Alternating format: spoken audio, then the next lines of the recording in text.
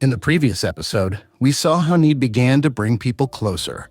Humans learned that survival was not only about facing nature alone, it was also about sharing knowledge, effort, safety, and useful resources with others. But over time, simple sharing began to show its limits. Not everyone needed the same thing. And not everyone had the same things in their hands. One person might have more food than they could use. Another person might have a better stone tool. One group might need animal skin for cold nights, while another group had dry wood to keep fire alive. At this point, a new idea began to appear. Something extra was not only something to keep or use. It could also become an answer to another need. This wasn't money yet. There was no clear measure and no fixed value. But humans were getting closer to barter. They were beginning to understand a simple truth. One person's surplus could complete another person's need.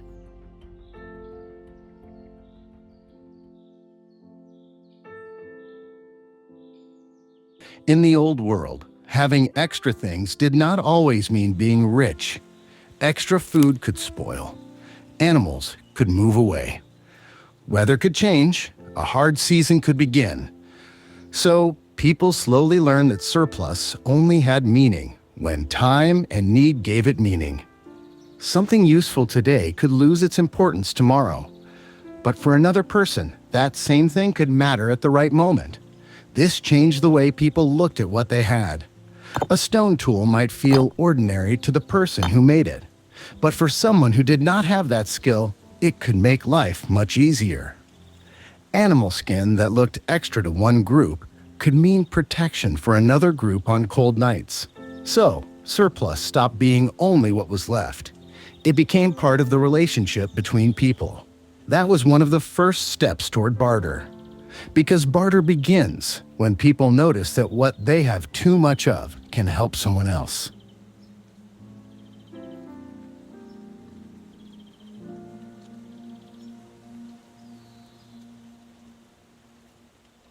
As human groups learned more about the land, they saw that useful things were not found everywhere. Some places had better stone. Some places had safer shelter. Some places had easier access to plants, animals, or water. This made people pay attention not only to nature, but also to each other. Because something held by another person could sometimes be the answer to a real need. At this stage, relationships became more practical. It was no longer only about helping. The idea of giving something and receiving something useful in return slowly became clearer. This was not trade in the modern sense. It was a simple solution born from daily life. One person had more than they could use. Another person needed that thing, and the other person might also have something useful in return.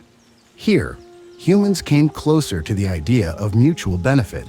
Objects were no longer only things to use directly. In the right situation, they could open another possibility. A stone tool could lead to food. Animal skin could lead to protection. Food could become a return for someone's work.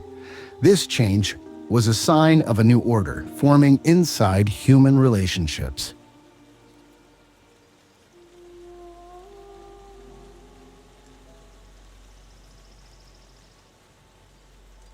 At the beginning of barter, one important idea was return. When a person gave something, they wanted it to have meaning. If another need was met in return, the relationship felt more balanced. This sense of balance mattered in early human groups. If one person always gave, trust could become weaker.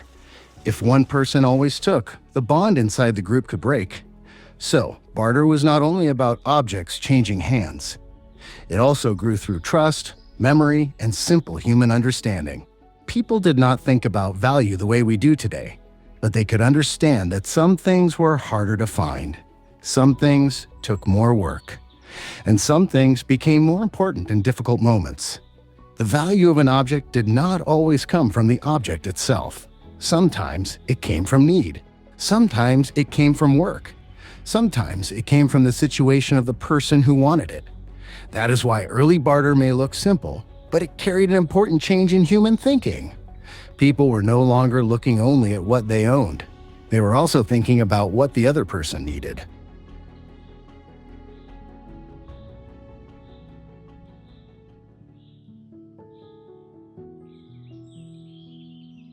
The first forms of barter were not large or organized systems. They were direct solutions that appeared in moments of need. A person gave something extra and received something useful in return. But this was not always easy. Both sides had to need what the other side had at the same time. Someone might need food, but the other person might not want what was being offered. Someone might need a stone tool, but their own object might not be useful enough for the other side. So, barter opened a new path, but it also brought new problems. Not every object found a return. Not every need was easy to meet. Not every agreement happened smoothly. Still, this fragile system was a major step in human history. People were no longer meeting their needs only from nature. They were also trying to meet them through relationships with other people. This was more than simple sharing.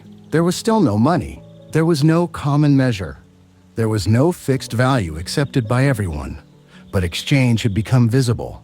Something was given. Something else was received. And humans were trying a clearer way to meet their needs.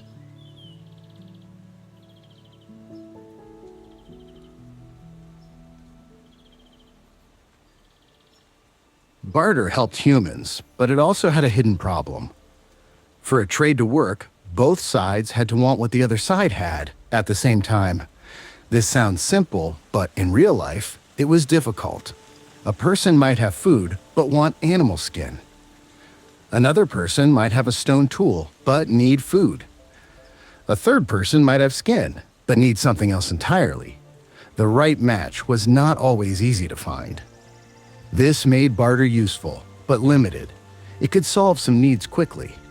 But when groups became larger, when goods became more varied, and when needs became more complex, barter became harder to manage. People were learning something important. Exchange could help them survive, but exchange needed more than just two useful objects. It needed timing. It needed agreement. And it needed both sides to see value in the same moment. This problem would become more important later, because once barter became part of human life, its limits also became impossible to ignore.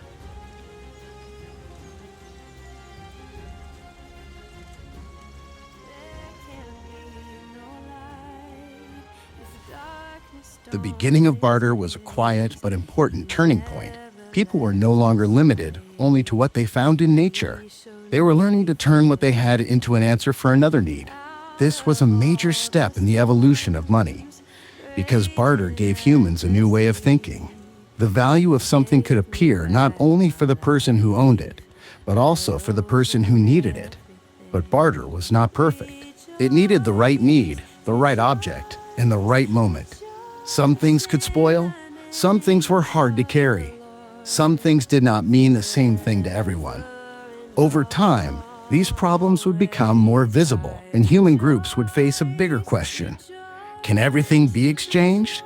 In the next episode, we will look more closely at barter itself, how it worked, why it helped, and why it was not always enough. Because barter had begun, but humanity's search for exchange was only just starting.